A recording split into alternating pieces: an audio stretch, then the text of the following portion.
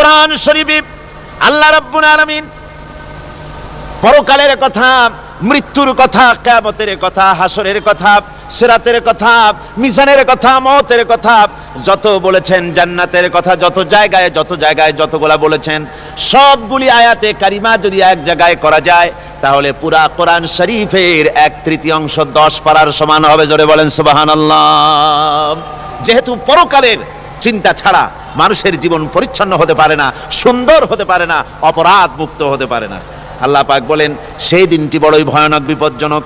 ওই দিনটির ব্যাপারে আল্লাহ পাক তার বান্দাদেরকে সতর্ক করে দিয়েছেন, বান্দারা সতর্ক হয়ে যাও, এইভাবে দিন যাবে না, কিয়ামত আসবে।